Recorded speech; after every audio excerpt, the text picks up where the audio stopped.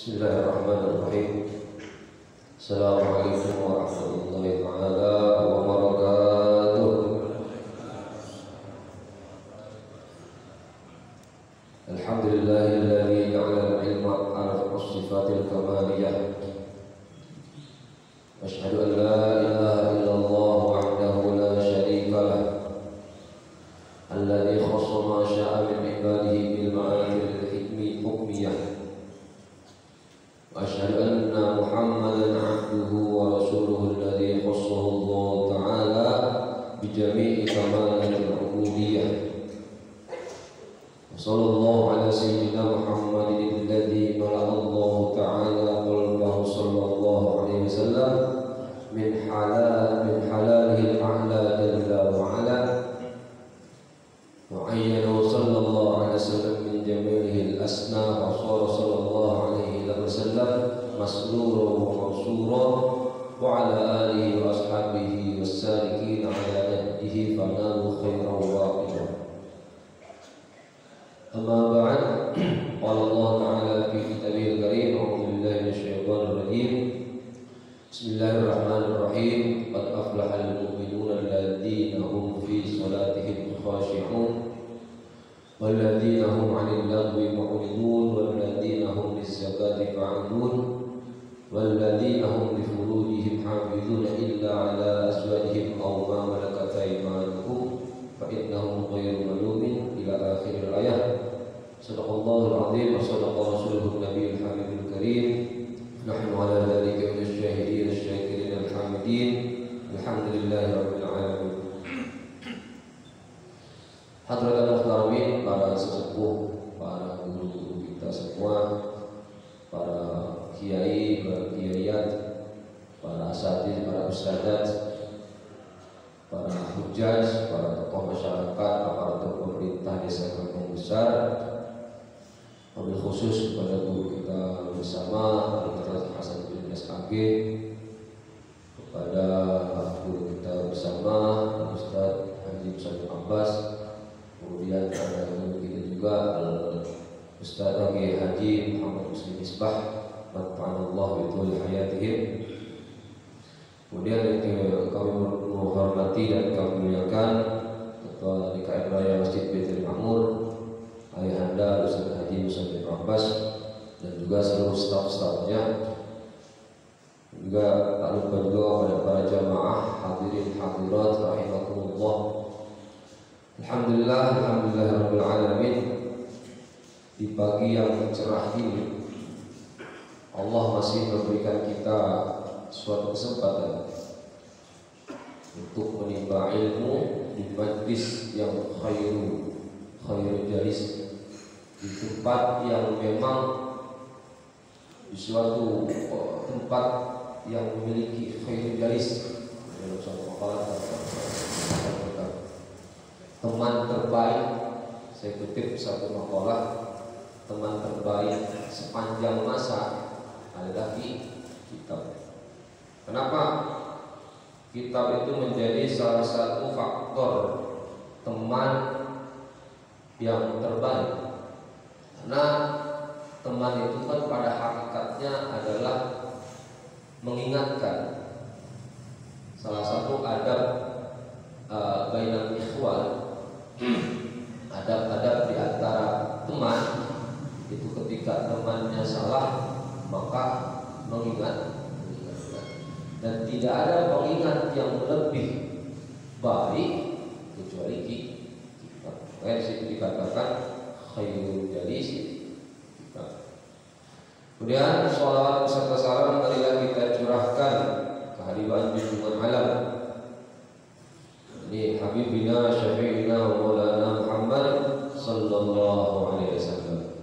Hadirin rahimakumullah, sebelum saya mulai pengajian Ahad pagi ini, ada beberapa hal yang ingin saya sampaikan. Yang pertama, kitab yang saya bawa ini sudah masyhur sekali, karena memang karangan daripada ulama tanah Jawa, khususnya daerah Banten. Biasanya sudah maklum di kalangan-kalangan kita ngajinya itu salah satu kitab yang dikaji oleh masyarakat awam, masyarakat umum orang Indonesia adalah karangan beliau, yakni kitab Nashwatul Hebat, karangan daripada Syekh Muhammad Nawawi bin Umar Al-Jami. Yang kedua, pada pagi hari ini juga saya akan menjelaskan sebuah ayat bagaimana kiat-kiat menjadi sukses. Bagaimana kiat-kiat menjadi sukses? Baik ya, kalau yang bekerja berarti suksesnya di bidang pekerjaan, pelajar ya suksesnya di bidang pembelajaran, pengajar sukses di dalam bidang pengajaran. Sebelum itu marilah kita baca suratul Fatihah, yang mana pahalanya kita tunjukkan untuk kepada baginda Nabi Muhammad SAW, kepada keluarganya, kepada para sahabatnya, tabi'in dan tabi'in, yang semoga pahalanya sampai juga kepada kita semua dan menjadikan semua ilmu yang kita emban, semua ilmu yang kita pelajari selama ini di masjid yang mulia ini menjadi ilmu yang barakah, manfaat di dunia wal akhirah. Ala hadhihi niyyah wa ala kulli niyyatin salihah ila hadratin Nabi Mustafa Muhammad sallallahu alaihi wasallam. La hadratin man dzakarnahu fi kulli rasul khususan masyayikh al-Bukhari Haji Abdul Karim Ki Mazkil Halal Ki Mas'ali. La hadratin masjid hadratin ulama Ki Haji Hasyim Asy'ari Ki Haji Yusuf Zansuri. La hadratin Ki Yusuf bin Kaiman. Alhamdulillah wa syukurillah lana wa lahum al-Fatihah. A'udzu billahi minasyaitonir rajim. Bismillahirrahmanirrahim. Alhamdulillahirabbil alamin arrahmanir rahim maliki yaumiddin. Iyyaka na'budu wa iyyaka nasta'in ihdinas siratal mustaqim siratal ladzina an'amta 'alaihim ghairil maghdubi 'alaihim waladdallin. Ada yang terlewat karena enggak kelihatan. Sepupu saya tercinta Kakanda Al-Mukarram, Kakanda Ustaz Muhammad Ali terus kelewat, maaf. Bismillahirrahmanirrahim.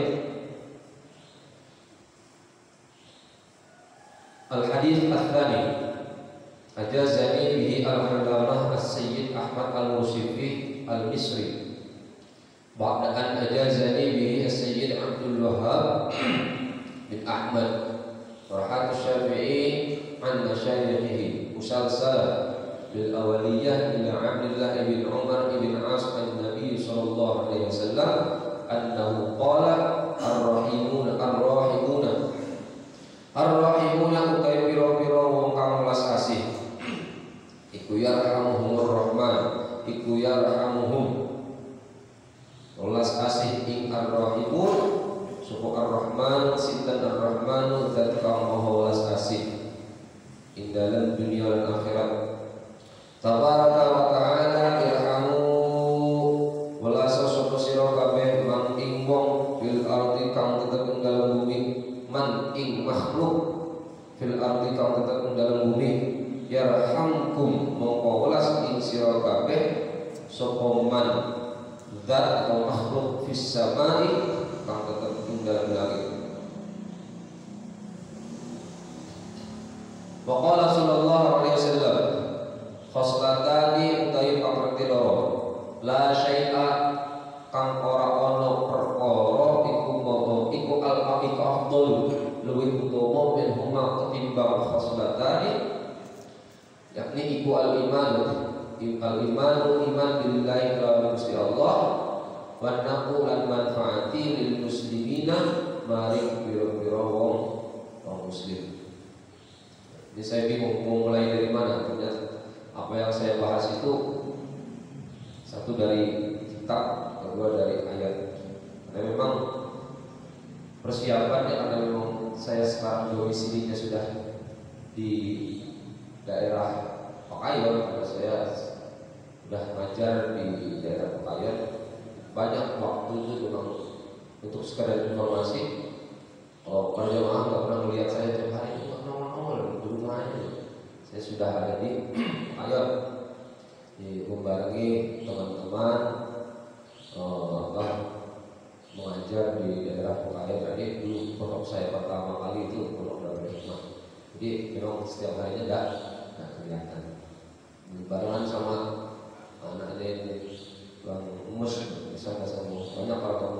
semoga yang menimpa ilmu di sana. Saya mulai dari ayat qad aflahal mu'minun. Qad aflahal mu'minun alladzina hum fi salatihim khashi'un walladzina hum 'anil lagwi mu'ridun walladzina hum lis-zakati fa'ilun walladzina hum li furujihim hafizun illa 'ala azwajihim aw ma malakat aymanuhum fa innahum ghayru malumin. Qad aflaha, dalam ayat dikatakan ketika sudah ada qad dalam literatur Arab, ketika sudah kemasukan qad, itu qad bermakna tahqiq, sungguh benar-benar beruntung. Kunci keberuntungan, kunci kesuksesan yang akan dijelaskan di dalam surah Al-Mu'minun dari ayat pertama hingga beberapa ayat ke depannya. Qad aflaha, sungguh benar-benar beruntung. Siapa yang beruntung? Al-mu'minuna, yakni orang-orang yang beriman. Bahasa keberuntungan di sini, menurut beberapa literasi yang saya baca, keberuntungan ini arahannya terhadap dua hal. Yang pertama, keberuntungan di sini adalah tafsir daripada al-fauz. Tafsir daripada al-falah di sini adalah al-fauzu bil jannah. Orang benar-benar beruntung ketika di akhirat nanti dia sudah menapaki kakinya masuk ke dalam surga. Karena kebahagiaan yang hakiki itu ya satu, masuk ke dalam surga dan dapat memandang zatnya Allah Subhanahu wa ta'ala. Jadi arti daripada pada aflah, sungguh benar-benar beruntung. Beruntungnya adalah masuk ke dalam surga dan dapat melihat zat Allah Ta'ala. Atau keberuntungan kedua menurut ulama yang lain, yakni al-baqa'u fi khairin. Kalau pengen beruntung, tafsirnya di sini adalah keberuntungan maksudnya al-baqa'u fi khairin, akan selalu dan selalu dalam keadaan baik. Apa yang kita lakukan adalah hal-hal baik. Apa yang kita terima juga hal-hal baik. Kalau pengen hidupnya tenang, kalau pengen hidupnya anteng, kalau pengen hidupnya selalu mendapatkan kebaikan, maka di sini dalam surah Al-Mu'minun khususnya ada 7 kriteria yang harus kita penuhi. Yang pertama apa? Qad aflaha al-mu'minuna. Ada al-am, kalau dalam usul fikih itu sifatnya umum. Sungguh benar-benar beruntung. Siapa yang beruntung? Al-mu'minuna, orang-orang yang beriman. Kunci keberuntungan yang pertama adalah iman. Karena keberuntungan itu bisa diartikan ke beberapa aspek, banyak aspek. Rezeki kita lancar, juga keberuntungan. Kemudian apalagi umur kita panjang juga dimasukkan dalam kategori keberuntungan. Selalu berbuat baik kepada orang juga keberuntungan. Orang berbuat baik dengan kita juga keberuntungan atau kesuksesan. Jadi kunci yang pertama adalah al-mu'min harus memiliki sifat iman. Padahal dalam surah Al-Baqarah dikatakan adalah siapa itu orang yang beriman? Sebentar. Dzalikal kitabu la raiba fihi hudal lil muttaqin alladzina yu'minuna bil ghaibi wa yuqimuna shalah wa mimma razaqnahum yunfiqun. Walladzina yu'minuna bima unzila ilaika wa ma unzila min qablik wa bil akhirati hum yuqinun ulaika 'ala hudan min rabbihim wa ulaika humul muflihun.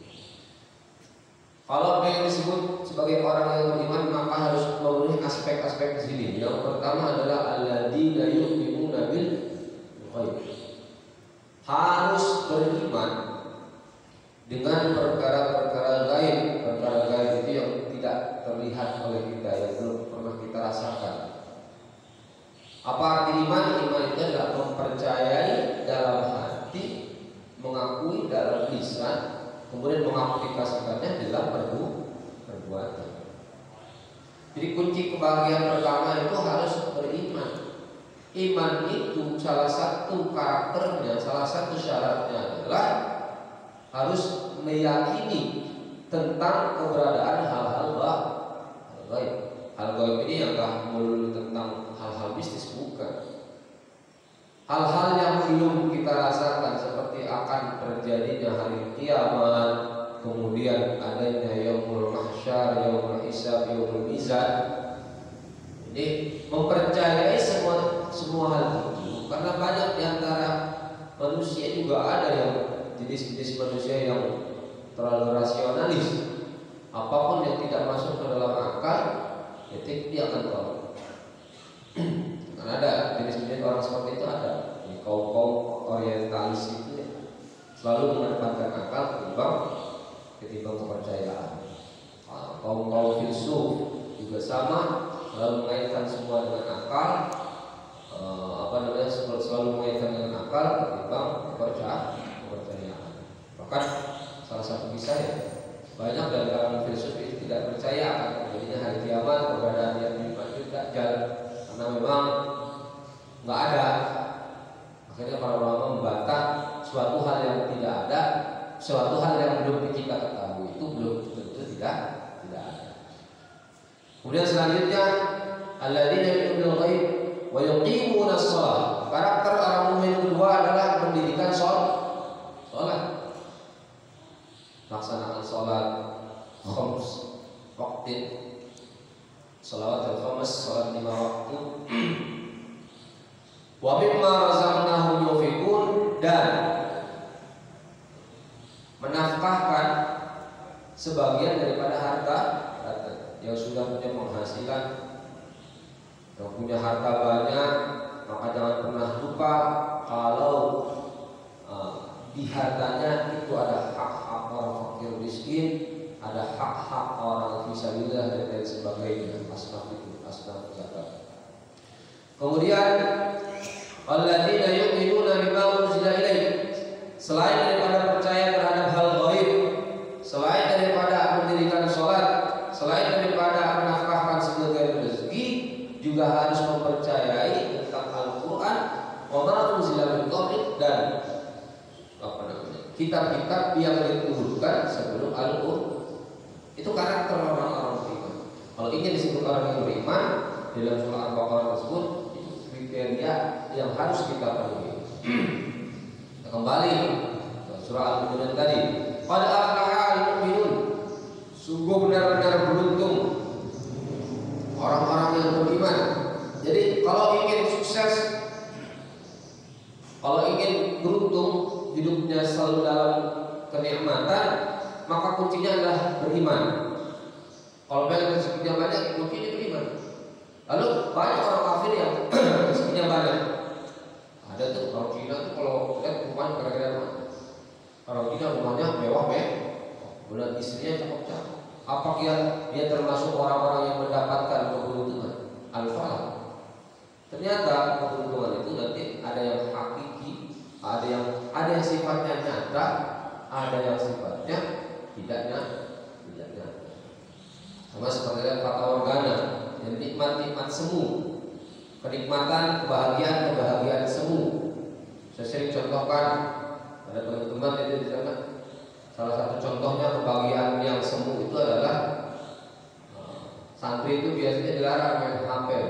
Kalau seorang tuanya masih main HP, berarti itu mendapatkan kebahagiaan yang sifatnya sementara. Dunia sifatnya sementara. Maka nikmat-nikmat yang kita peroleh di dunia termasuk nikmat-nikmat yang sifatnya itu sama seperti halnya fata morgana, tipu daya. Padahal yang dimaksud ayat ini adalah kebahagiaan yang hakiki. Jadi mereka orang-orang yang belum muslim, yang di luar agama Islam, mereka mendapat kebahagiaan, namun sifatnya adalah kebahagiaan yang semu, yang tidak nyata, abstrak. Yang pertama. Yang kedua, alladzina hum fi salatihim khashi'una. Karakter kedua, kunci kedua ketika ingin sukses adalah khashi'una fi shalah. Khusyuk di dalam salat. Orang belum dalam sholat memang susah. Apalagi sekelas kita orang awam sangat sulit sekali untuk menggapai tangga khusyuk, itu sangat sulit sekali. Jadi kuncinya adalah khusyuk. Para ulama juga berbeda pendapat terkait tentang khusyuk di dalam sholat. Ada yang mengatakan khusyuk itu wajib. Kalau sholat tidak khusyuk maka sholatnya tidak sah. Ada yang berpendapat seperti itu. Bahkan Imam Ghazali rahimahullah taala beliau berpendapat sholat jamaah, sholat sendiri namun khusyuk lebih baik ketimbang sholat jamaah tapi tidak khusyuk. Tapi ini jangan kita praktikkan karena memang kita bukan makomnya. Kadang kita mah sholat sendiri aja khusyuk, sholat jamaah nggak khusyuk, sholat sendiri lebih sendiri. Kalau sholat jamaah kan barang-barang yang lain kalau nggak khusyuk, banyak bergerak, banyak memikirkan hal-hal yang di luar sholat, itu kan malu. Kadang kalau sendiri makanya di sini karakter kedua dikatakan alladzina hum fi sholatihim khushu'un, harus khusyuk di dalam sholat. Kalau yang beliau ada khusyuk itu kan ada 3 arahan dari para ulama. Khusyuk terkait khusyuk itu ada 3 arahan. Kewajiban hukum tentang khusyuk, hukum tentang khusyuk ada 3 arahan. Yang pertama khusyuk secara zahir anggota tubuh kita. Dalam mekanisme fikih tidak boleh kita melakukan 3 gerakan ringan secara beruntun atau 1 gerakan berat. 3 gerakan ringan itu biasanya kegaruk itu ya. Kalau kegaruk garuk-garuk aja tanpa memperhatikan hal itu termasuk 3 gerakan atau tidak. Orang biasanya begitu, mata gatal dia lagi sholat jamaah, garuk kan tanpa tahu cara garuknya seperti apa. Kalau sudah melewati 3 gerakan, maka sholatnya dianggap batal. Ataupun 1 gerakan yang berat, contoh di depan kosong, bukan jalan melompat atau kayang gitu, salto ke depan, sholatnya batal. Saya pernah sholat, ini namanya anak dalam masih proses pendidikan, jamaah sebelah miring ke kanan, itu ada yang kosong. Akhirnya dia jalan aja. Jadi sholatnya itu kan biasanya kalau depan kosong kita isi. Akhirnya karena yang kosong bukan pas di depan dia ada miring, anak bengkok ke depan. Itu jelas-jelas saat batal karena ikhraj. Kalau sholat itu kan sebenarnya tubuh kita yang dihadapkan kepada kiblat. Tubuh ini tidak boleh bergerak sampai berpaling daripada kiblat, itu membatalkan sholat. Itu khusyuk. Arahan yang pertama khusyuk itu khusyuk zahiran. Kuncinya zahir dulu. Kalau sholatnya tenang dulu, jangan banyak bergerak. Coba kita perhatikan, karena kita sholat jarang memperhatikan itu gerakan-gerakan sholat itu tidak kita perhatikan. Setelah kita mampu khusyuk zahiran, baru tahap atau step kedua adalah khusyuk batinan. Hatinya khusyuk itu kan tumanabah itminan atau tenang, tidak melakukan apapun. Nisbatnya kepada zahir, gerakan tubuh ya, tubuhnya kan bergerak. Walaupun bergerak itu gerakan yang memang disyariatkan di dalam sholat, seperti mengangkat tangan. Bahkan di dalam sholat saja kan kita tahu dalam mekanisme fikih yang pernah dicatat oleh di dalam kitab Fathul Mu'in atau beberapa kitab-kitab literatur fikih lainnya. Kalau saya contohkan, ketika takbiratul ihram, tangan kita diangkat seraya pala kita ikut, padahal pala kita dengak itu kan tidak dianjurkan oleh syariat. Pala kita dengak itu kan tidak dianjurkan oleh syariat. Tangan ini ketika kita angkat tangan, Allah, ini kan memang gerakan ini sudah disyariatkan, Ketika dibarengi dengan hal yang tidak dianjurkan oleh syariat, jadi gerakan kepala ke atas, maka dikhawatirkan sholatnya batal. Kalau kita hitung, kepala dan kedua tangan ini sudah sebenarnya 3 gerak. Ada yang sholat lagi takbir, Allahu Akbar, kepalanya ikut juga. Ternyata ternyata di dalam Fathul Mu'in atau beberapa literatur fikih lainnya, gerakan itu dapat membatalkan sholat. Maka sebegitu rumitnya sekali, sebegitu pentingnya sekali permasalahan fikih. Banyak hal-hal yang tidak kita tahu. Seperti kemarin ketika pembahasan wudu saya pernah jelaskan, ini hal-hal sepele. Karena hal sepele di dalam ibadah-ibadah dan ubudiyah kita yang jaraknya sering kali kita abaikan. Wudu mulutnya terlalu bingkem, akhirnya hamratus syafatain, bagian bibir luar ini tertutup tidak terkena air wudu. Itu juga menyebabkan wudunya tidak batal atau tidak sah. Banyak hal-hal yang sepele yang kadang menurut kita biasa saja, ternyata di situ bersangkutan dengan keabsahan daripada ibadah-ibadah kita. Itu pertama. Selanjutnya ya, karakter pertama al-mu'minun, orang beriman. Yang kedua, khusyuk di dalam sholat. Arahan-arahan daripada ulama itu sering memberi suatu arahan. Para ulama memberi arahan terkait khusyuk. Cara mekanisme biar khusyuk gimana sih? Caranya itu adalah pertama zahir dulu. Kita perhatikan tiap-tiap gerakan sholat kita. Kita perhatikan tiap-tiap rakaat dari sholat kita. Jangan sampai melakukan hal-hal yang berlebih, melakukan gerakan-gerakan yang berlebih. Ketika kita angkat tangan itu mengisyaratkan Allah itu Maha besar. Isyarat-isyarat seperti ini dihayati step by stepnya, tiap-tiap gerakannya, tiap-tiap pindah rukunnya itu kita hayati. Apalagi kalau sudah mampu mentakbir apa yang ada di hati, surah Fatihah yang dibaca, kemudian takbir yang dibaca.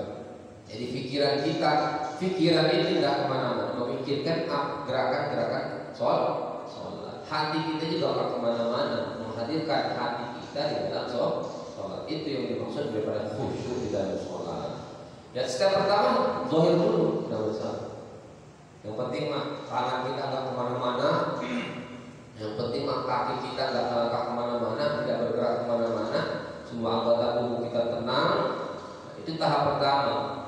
Kalau sudah mampu ke tahap itu pun susah.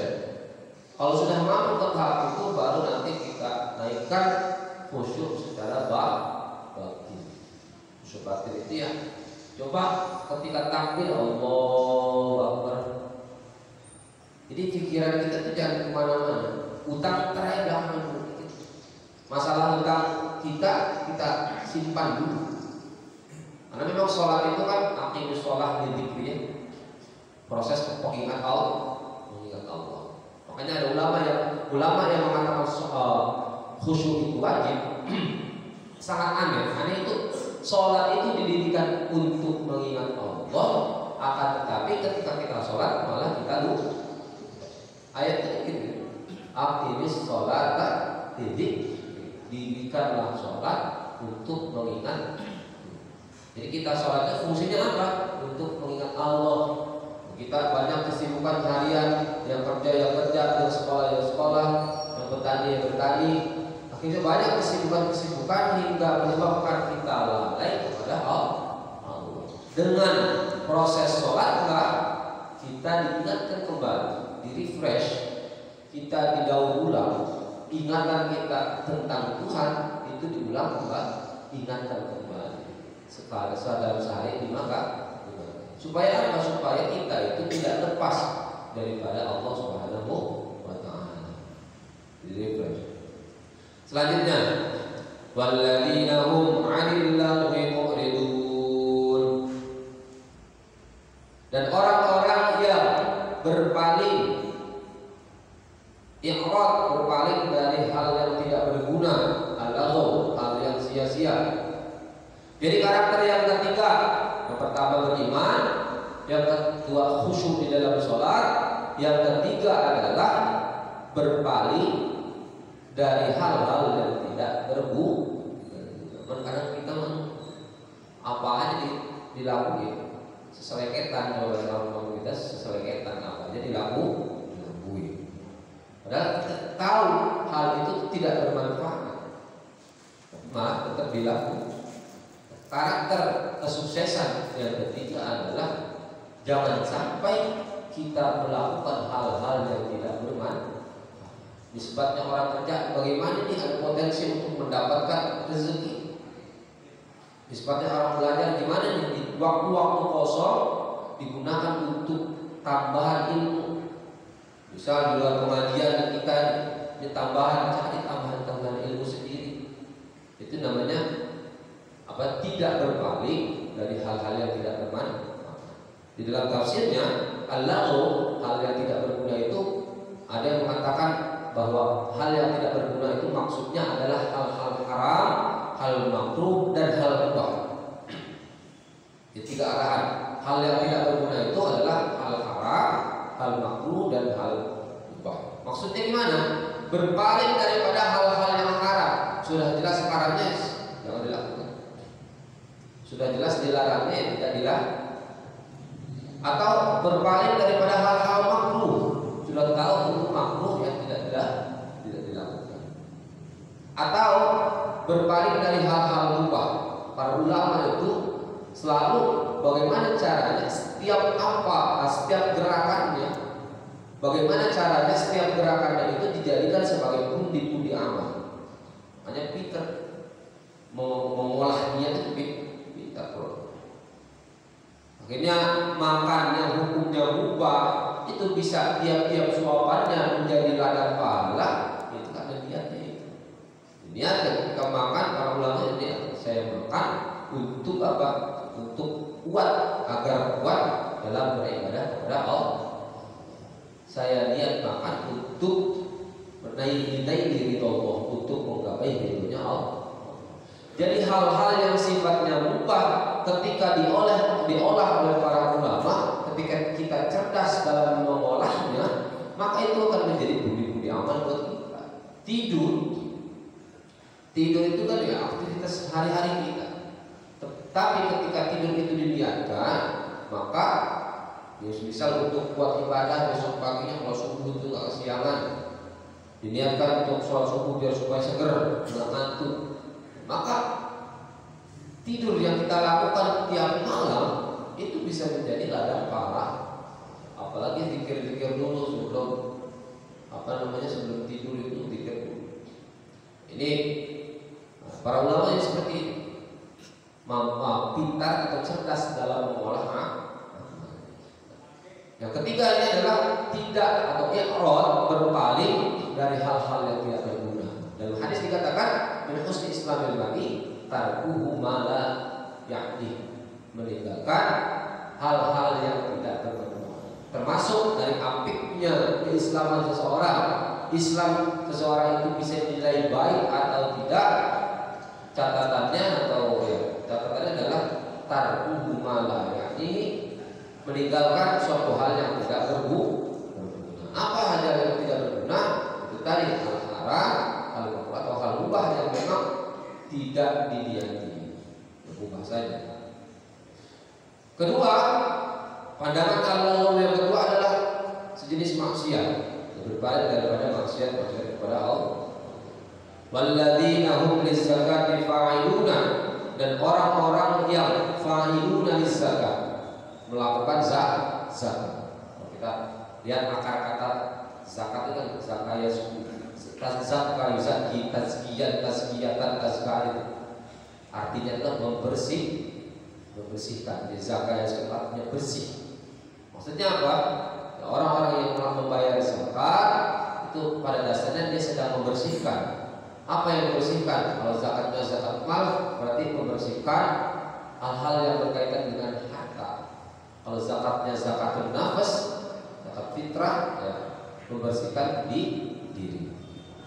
Jadi catatan yang kedua adalah harus ada fa'ilun dari zakat, membayar zakat. Yang ketiga, walladzina hum li furujihim hafizuna illa ala azwajihim aw ma malakat aymanuhum fa innahum ghayru malumin. Alladzina hum li furujihim hafizun, menjaga diri dari furuj mereka. Jadi karakter yang selanjutnya berapa? 1, 2, 3, 4. Yang kelima adalah menjaga farji mereka. Kecuali kemana? Illa ala azwajihim aw ma malakat aymanuhum fa innahum ghairu malumin. Kecuali kepada istri mereka, suami mereka atau budak mereka. Yang kelima, walladzina hum li amanati mahdihim ra'un. Orang-orang yang menjaga kepercayaan di amanatihim, terhadap amanah-amanah mereka, kepercayaan mereka, dan menjaga janji-janji mereka. Kalau kita punya amanah, dapat amanah dari orang, maka jangan sampai khianat. Kalau sudah janjinya jam 7 ya, jam 7. Para masyayikh saya pernah namanya ada salah satu masyayikh saya ketika kemarin acara di Kampung Melayu, beliau hadir. Padahal itu pengajian alumni biasa, itu bulanan pengajian alumni, dan lingkupnya kecil di rumah Al-Mukarram almarhum Haji Muhammad Karti. Itu pengajian ini rutinan biasa alumni Boyo. Itu kecil, lingkupnya kecil karena memang sempit gitu ya. Ternyata beliau ini juga pada hari yang sama dapat undangan di daerah Palembang, dan ini tabligh akbar. Tapi beliau lebih memilih datang ke tempat itu ketimbang datang ke tempat yang lebih besar. Kalau kita kalkulasikan seharusnya anak soleh jamaah lebih banyak karena acara tabligh akbar, seharusnya datang sana. Tapi beliau malah datang ke Kampung Melayu. Ternyata yang pertama kali mengajukan acara adalah orang Jakarta. Akhirnya beliau ACC, ya udah saya terima. Ketika beliau sudah mengatakan saya terima, ini enggak digoyang sama sekali. Mau ada tawaran di mana pun, tetap.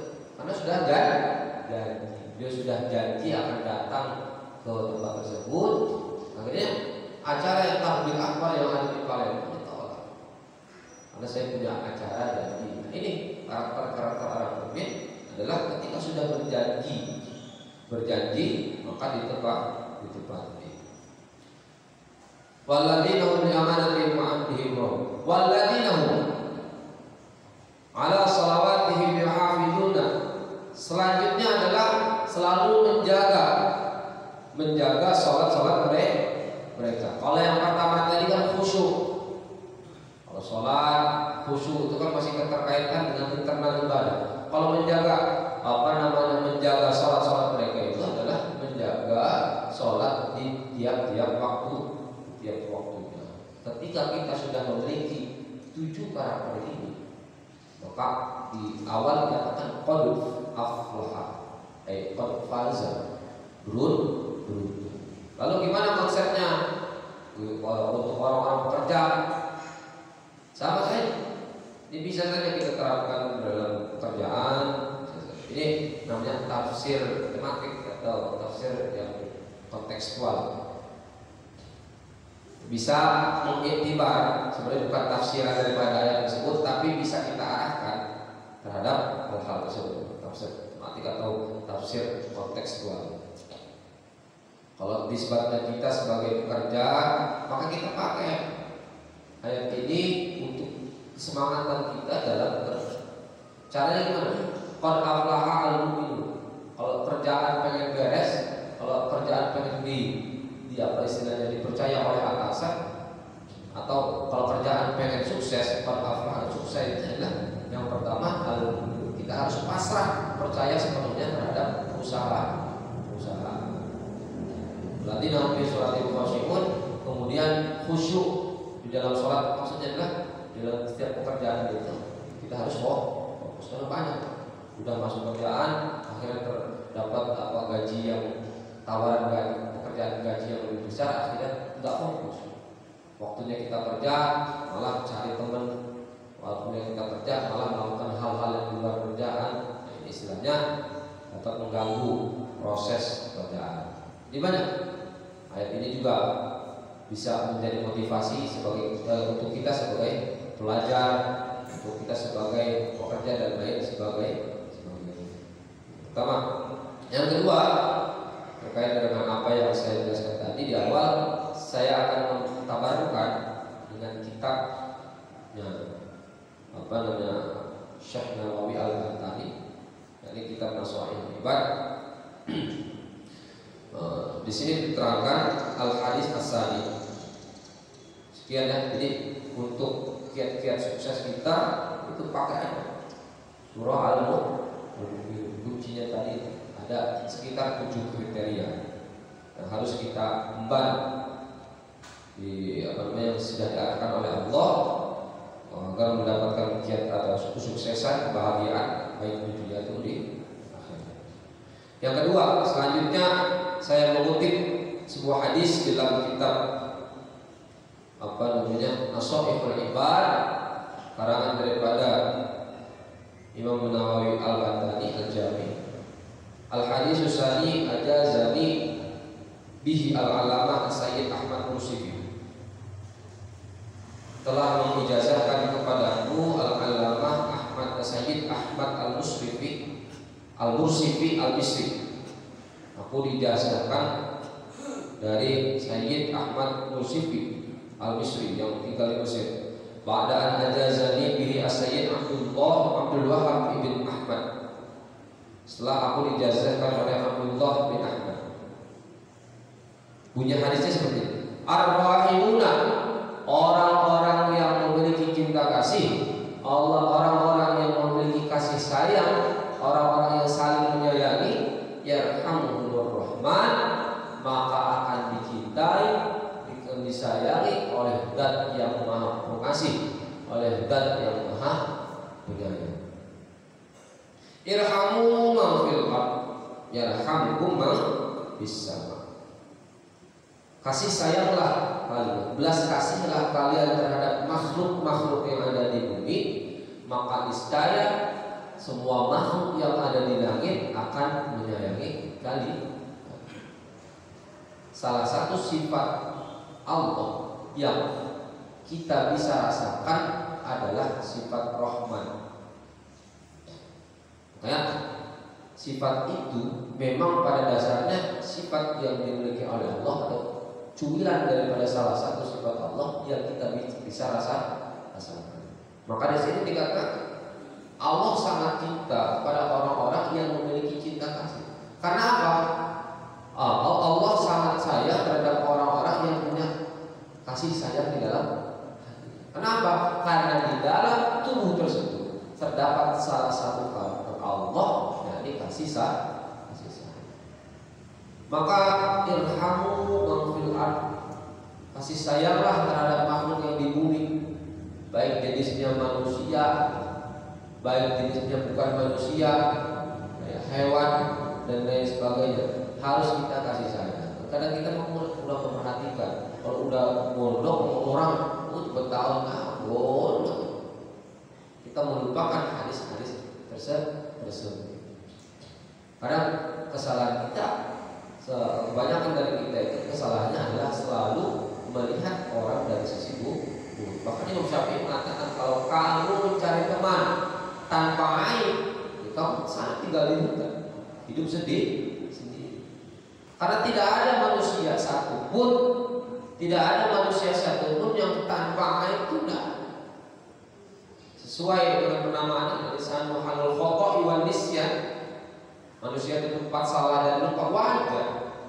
Sebagai manusia melakukan kesalahan itu wajar. Bahkan di dalam suatu hadis qudsi dikatakan kalau toh manusia tidak ada yang berbuat dosa, maka Allah terciptakan makhluk baru yang berbuat dosa. Bukan dalam bahasa ini, bukan Allah itu mempersilahkan kita berbuat dosa, bukan. Tapi hadis di sini, hadis qudsi di sini adalah begitu maklumnya kita sebagai manusia tempatnya salah dan lupa untuk melakukan sebuah kesalahan. Namun yang terbaik adalah khairul mudhirin tawwab,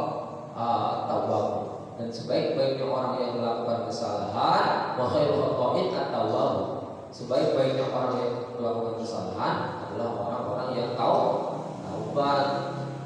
Melakukan sebuah kesalahan adalah hal yang maklum, wajar. manusia itu melakukan sebuah kesalahan namun imbasnya atau setelah itunya melakukan kesalahan wajar. Yang penting jangan diniati, yang penting jangan ditujukan untuk melakukan diniatkan untuk melakukan kesalahan. Melakukan kesalahan itu wajar saja. Yang penting jangan step setelah itunya baru wa khairul khata'in, dan sebaik-baiknya orang yang salah itu yang mau mengakui kesalahan. Jadi sudah maklum kita sebagai manusia salah itu maklum. Maka jangan pernah kita melihat sesama kita, melihat ke atas kita sebagai guru, orang tua, atau ke bawah kita anak, ponakan dan lain sebagainya, murid. Jangan pernah melihat dari sisi kesalahan. Karena kita sebagai manusia, kalau kita hanya melihat orang dari sisi salahnya saja, ya nggak pernah benar. Bahkan ada satu pendapat atau istilahnya satu makalah, 1000 kebaikan akan kalah dengan satu kesalahan. Salahnya salah.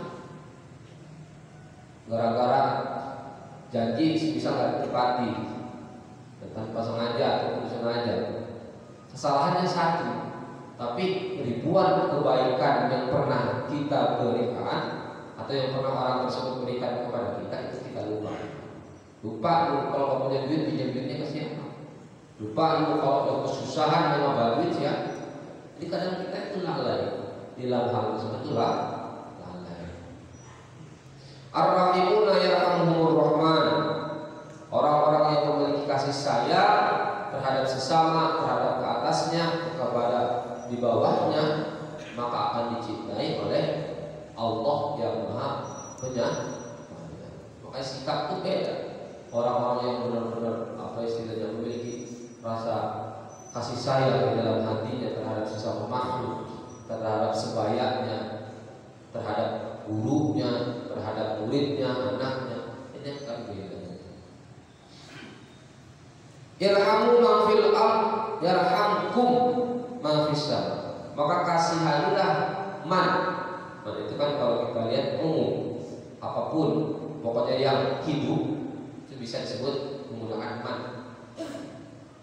Irhamu man fil ard, kasih sayanglah kalian, sayangilah makhluk yang ada di bumi. Makhluk itu yang ada manusia juga.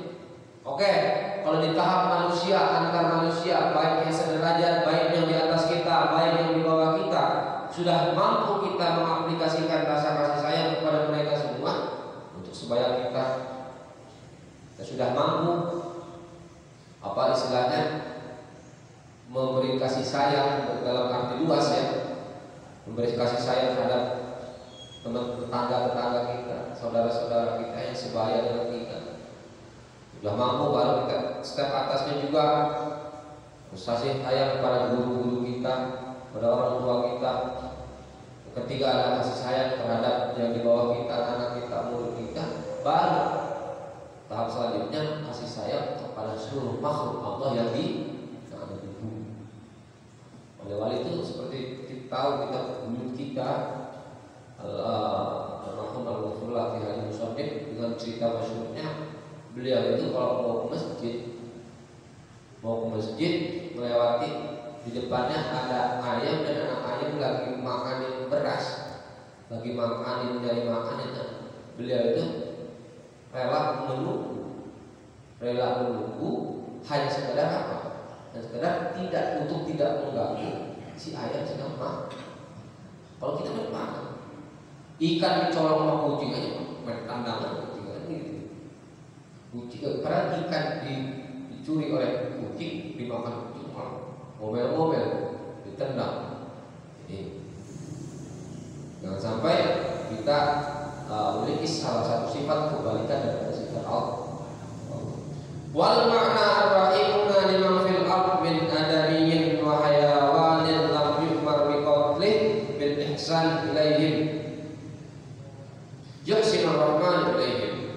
Makna daripada hadis ini adalah orang-orang yang kasih sayang terhadap makhluk yang ada di bumi, baik manusia ataupun hewan-hewan yang memang oleh syariat tidak disuruh untuk membunuhnya. Kalau hewan-hewan yang dianjurkan untuk dibunuh seperti halnya ular, tidak masalah. Membunuh hal tersebut itu tidak masalah. Maka yuhsinu rahman ilaihim, maka Allah akan berbuat baik kepada mereka, kepada orang-orang yang belas kasih terhadap makhluk yang ada di bumi. Irhamu man tastati'una an tarhamuh min asnafi makhluqatihi walau ghayra aqil bi syafaqah 'alaihim wa du'a'ikum lahum birrahmah wal maghfirah yarhamkumul malaikah. Maka kasih sayanglah terhadap orang yang mampu kita kasih sayangi. Kalau kita mampu kita kasih. Untuk berbuat baik kepada si A masih mampu, berbuat baik kepada si B masih mampu, maka lakukan. Kalau masih mampu untuk melakukan kasih sayang terhadap asnafu makhlukati, seluruh makhluk-makhluknya Allah, maka lakukan. Karena kita lupa, kalau tidak ada alasan, ini orang terlalu parah, berbuat buruknya terlalu parah, yang perlu kita ingat dia juga termasuk makhluk ciptaan Allah. Kalau bapak-bapak semisal punya produk, punya barang dagangan, boleh cintai sendiri. Akhirnya barang dagangan itu saya kata-katain, apaan makanan gak enak, semisal, atau punya produk HP, makanan jajanan saya injak-injak, saya rusak, gimana perasaan kita? Kan Allah menciptakan manusia. Dia juga orang seburuk-buruknya orang, dia juga makhluk ciptaan Allah. Jadi tidak ada alasan satupun untuk membenci sesama kita. Tidak ada alasan satupun untuk membenci makhluk yang lain, baik itu jenisnya manusia, apalagi manusia berkadang kalau kita butuhkan lari ke manusia juga. Kalau kita butuhkan minta tolongnya ke manusia juga, kepada saudara kita, teman-teman kita, kerabat kita. Di sini dikatakan walaupun tidak berakal, pada hewan, bahkan masyhur banyak ulama juga ya, kalau ke WC itu ya dilihatin dulu. Kalau ke WC itu dilihatin karena semutnya atau enggak. Kalau dia kencing kan nanti semut mati. Nah, dipindahin dulu satu-satu. Ada banyak ulama yang seperti itu juga. Karena mengamalkan hadis ini, hadis tentang kasih sayang. Caranya gimana? Menyayangi makhluknya Allah. Caranya adalah bisyafaqati alaihim, dengan belas kasihan terhadap mereka. Kalau mereka butuh, kalau tidak membutuhkan pertolongan, maka kita tolong. Kalau butuh uang ya kita pindahkan dan lain sebagainya. Contoh lain. Selanjutnya wadu'aikum lahum birrahmah wal maghfirah. Selain daripada kita dapat membantu baik secara finansial atau secara tenaga, ada juga kasih sayang selanjutnya adalah caranya dengan mendoakan mereka. Kalau kita tidak mampu membantu secara finansial, maka kita boleh bantu dengan tenaga. Kalau kita tidak mampu membantu secara tenaga fisik, maka kita bantu secara doa. Kadang kita menukar. Tahapan yang ketiga ini jadi tahapan pertama, ditukar gitu, dibalik. Kalau kita mampu finansial, bantu finansial. Kalau kita mampunya dengan kekuatan, dengan tenaga, kita bantu. Teman-teman kita, saudara-saudara kita pindahan rumah, ya kita gotong-gotong. Bangun rumah butuh bantuan, bangun masjid butuh bantuan, ya kita bantu. Apalagi yang kita bantu adalah agamanya Allah. Baik itu. Wa du'aikum lahum birrahmah wal maghfirah yarhamkumul malaikah, maka kita akan dicintai oleh para malaikat. Ada satu kisah menarik. Pernah suatu hari ada ulama mimpi ketemu Imam Ghazali. Di dalam mimpinya ketemu Imam Ghazali. Sini dikatakan ru'yal Ghazali fil ma'fin naum yang fi mana faqila lahu ma fa'ala Allahu bik qala awqafani baina yaday wa qala li bima qaddamta alayh fasirta al-qur'amani wa qala al-qalha wa inna ma'abil bimika data yawmin nazalat zubabatun ala bidali qalamika litashraba minhu wa anta taktubu fatarkal kitabah hatta khata hizzaha rahmatan biha thumma qala ta'ala in taw bi'addi ila jannah. Proses masuknya Imam Ghazali yang kita kenal, karangan kita pun banyak sekali, ahli tasawuf dan sebagainya, ahli ibadah, ahli ilmu dengan berbagai level yang beliau miliki. Pernah suatu ketika ada ulama mimpi ketemu Imam Ghazali, ditanya Imam Ghazali, bagaimana keadaan kamu akhirnya? Baik-baik saja. Lalu apa yang menyebabkan kamu masuk surga? Ternyata bukan karena karangan kitabnya yang berlebih banyak, bukan karena kealimannya yang begitu luas, bukan karena apa istilahnya karangan kitabnya banyak tadi, melainkan beliau bercerita, melainkan karena pernah suatu hari Imam Ghazali itu lagi nulis kitab biasa, nutul kita. Pas ketika lagi nutul kita ada lalat hingga dimangsi tempat itu tuh, tempat tinta. Akhirnya beliau tidak meneruskan penulisan kitab, itu nungguin si lalat minum Jadi beliau masuk surga bukan karena ilmunya yang banyak, bukan karena apa istilahnya karangan kitabnya yang banyak, ilmunya yang luas. Maka di sini dikatakan itu masuk surga karena membiarkan seekor lalat meminum tinta. Maka begitu mudah agama kita. Ya istilahnya mudah sekali agama kita. Ya, orang itu tidak pernah dilihat dari aspek kesalahannya saja. Walaupun kita harus memperhatikan apa dosa-dosa kita, kesalahan-kesalahan kita, ya harus kita perhatikan. Namun jauh lebih jauh dari itu adalah Allah sangat menghargai hal-hal kecil yang kita lakukan.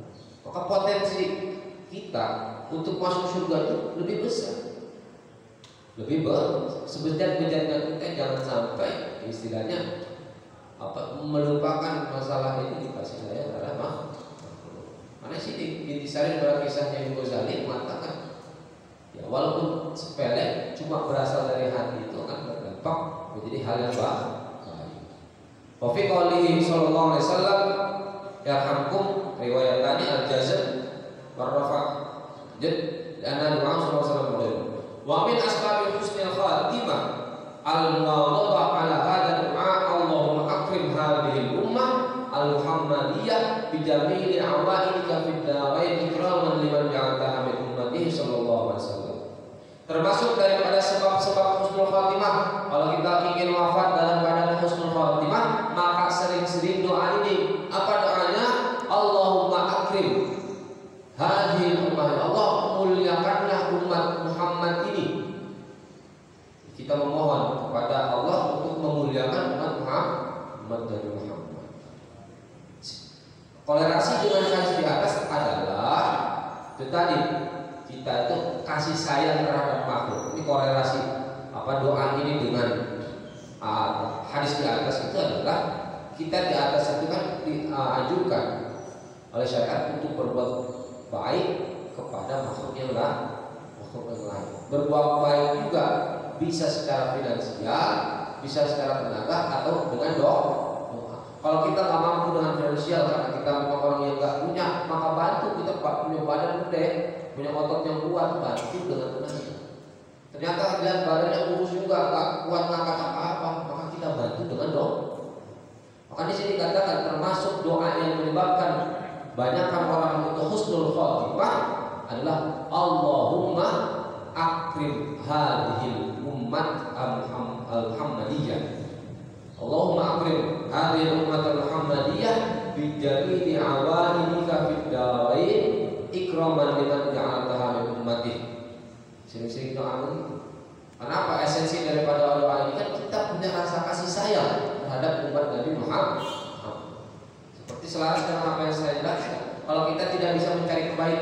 dia cukup kita pandang kalau dia itu adalah makhluk Allah.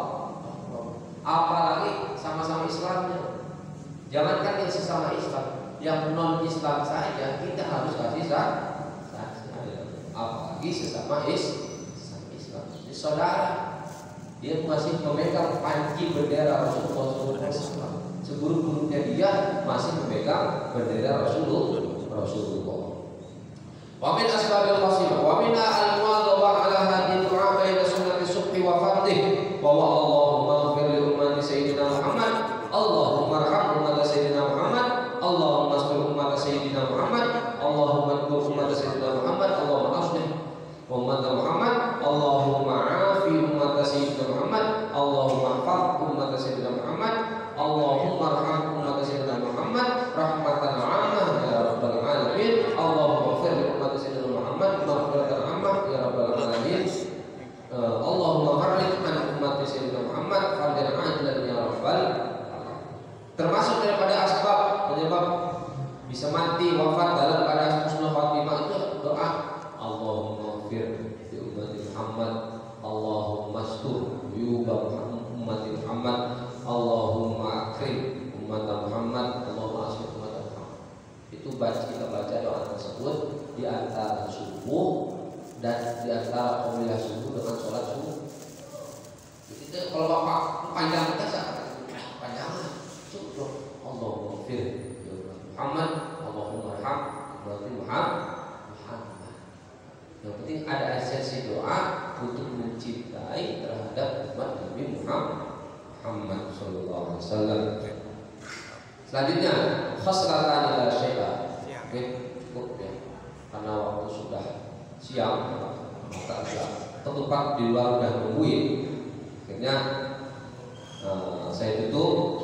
Apabila ada penjelasan, keterangan yang kurang enak didengar oleh para jemaah, saya mohon kiranya dibukakan pintu maaf yang sebesar-besarnya. Hadanallahu wa iyyakum ajma'in. Wallahu muwaffiq ila aqwamit. Assalamualaikum warahmatullahi wabarakatuh. Waalaikumsalam warahmatullahi wabarakatuh. Haji Nasir.